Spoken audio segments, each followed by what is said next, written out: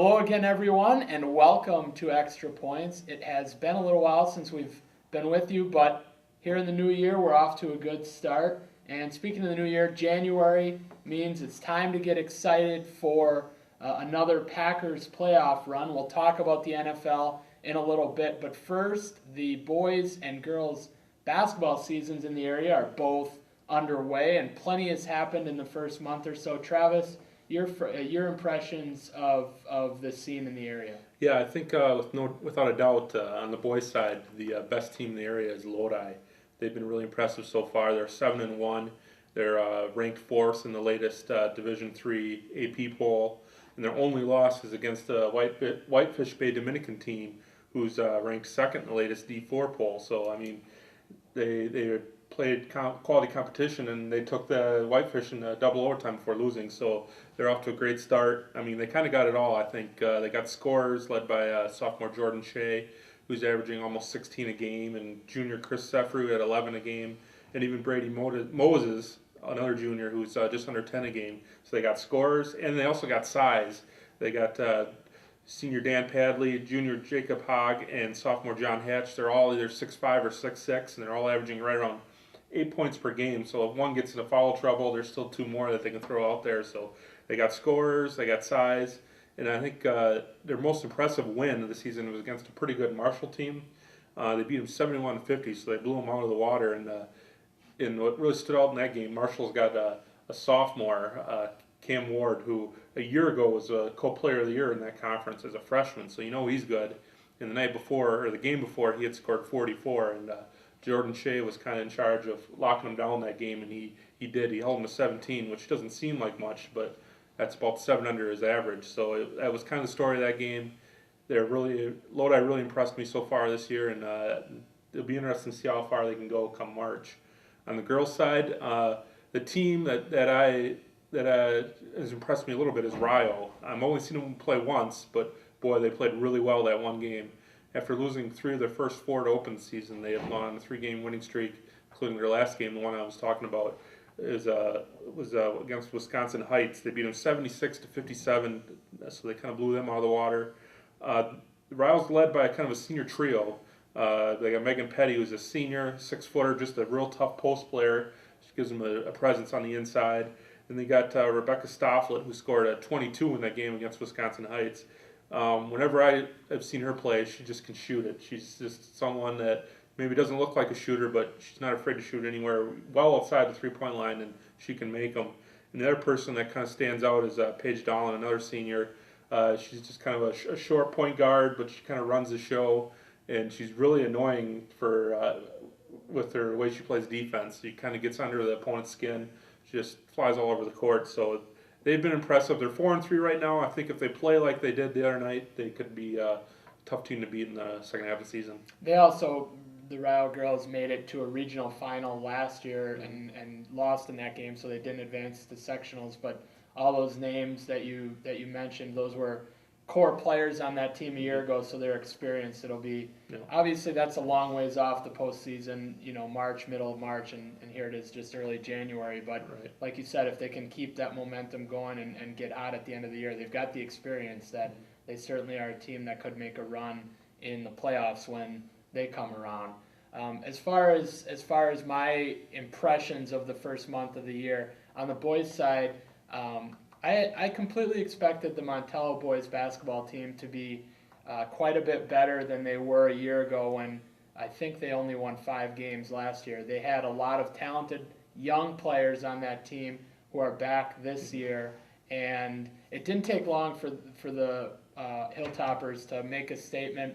They were kind of the first team to shut down Green Lake's Matt Van Soyk, who was averaging around 36 points a game entering that contest. Montello held him to. He's a 6'6" center senior who's going to be playing at the Citadel NCAA Division I team next year. So he's a talented kid. They held him to I think 17 points in that game, so they really slowed him down. Won that game and kind of made a statement to me that they were a team that was going to be tough to beat in the Trailways North Conference. And right now they're 3-1. Their only loss was to Oshkosh Lords, middle of December, and Lords currently is ranked 6th in Division 4 in the latest Associated Press poll, so that's a very good team. In that game, Montello fell behind by 18, and that was at halftime. Really, looked as though they weren't quite up to the Lords' talent level and place in the conference. But then in the third quarter, they cut the deficit to 5, and ultimately they lost in the fourth quarter. But I think they showed me a lot in that third quarter as far as their talent and ability here in the next couple months to stay in that conference title chase. So I'll be curious to see how they handle Lords the second time around, and I guess as well what they do the second time they play Green Lake. On the girls' side, Lodi and Poinette both really intrigue me. Lodi's 6-1 right now. Haven't started Capital North Conference play yet, and in that Capital North Conference, Columbus and Lakeside Lutheran are usually the class of the league and the teams to beat. But at 6-1, Lodi certainly is off to a really good start. They have a lot of players back, and they add freshman Taylor Baker to that team, who is leading the team in scoring right now at 14 points a game. So you mix that experience with her, and I'm really curious to see if they can make a run in the Capital North Conference and contend for the title in that league, normally dominated, like I said, by Columbus and Lakeside. And then Poinette, I don't think they are quite up to that level yet in terms of being able to compete for the conference title, but they are definitely quite a bit better than they were a year ago. And with guard Katie Wasserberger and forward Tori Ruff, a really nice mix of size and play on the perimeter, makes them tough to defend. So it'll be interesting to see how both of those teams do now when teams in the Capital North start play in the next week or so. Really kind of exciting time as far as prep basketball goes. You get through those holiday tournaments and a lot of non-conference games in December, and really start into the heart of the conference schedule. So that's the point we're at now. And also at the same time, like I said in the beginning, the NFL regular season is over. The playoffs are about to begin. Yep. A year ago at this time, the Packers were in the wild card round, and obviously they went on to win the Super Bowl. So, don't discount the fact that even though the 4 best teams in the NFL won't be playing this weekend, the team that winds up winning the Super Bowl might be playing. So let's get right to it. The first game, Saturday, Cincinnati Bengals play at Houston. And for the Bengals, they'll be trying to win and this is hard to believe in the NFL really, they'll be trying to win their first playoff game in 21 years.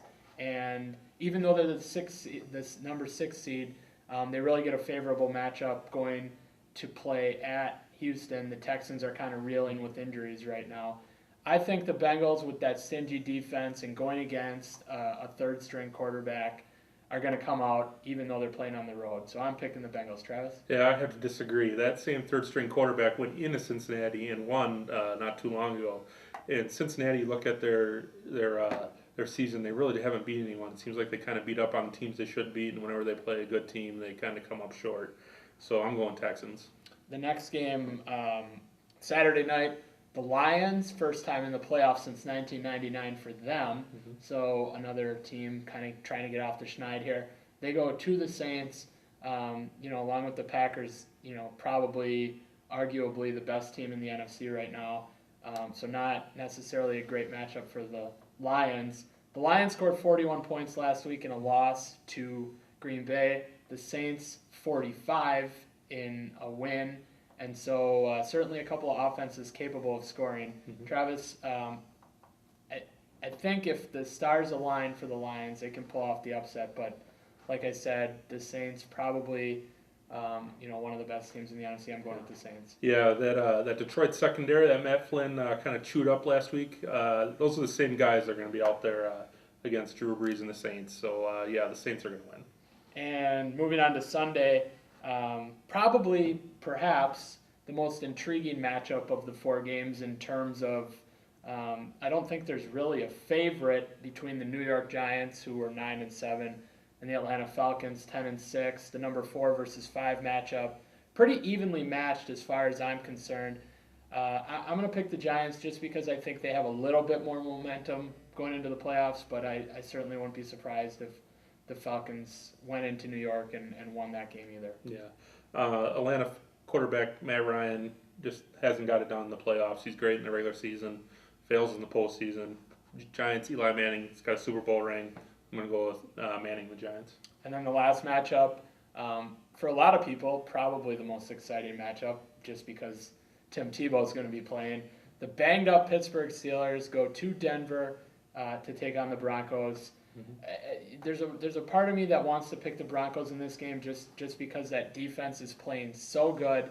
Roethlisberger's hurting, and Mendenhall is out now for the playoffs for the rest of the year with the torn ACL.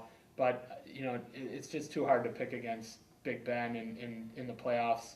Even though he's hurting, I think he's going to find a way to do enough to get the Steelers through that first game and beat the Broncos. Yeah, it's really hard to pick Denver in this game. I mean, they lost their last 3. Tebow in that offense has been awful. And I'm not going to pick Denver, but this game kind of smells like a year ago when no one said Seattle was going to beat New Orleans in Seattle, and it had happened. So I guess I would be shocked to see Denver pull it off, but you never know in the playoffs. So I pick Steelers. Awesome. Well, that wraps up this edition of Extra Points, first one of 2012, and hopefully many more. Hopefully you keep tuning in and stay with us. So until next time, everybody, take care.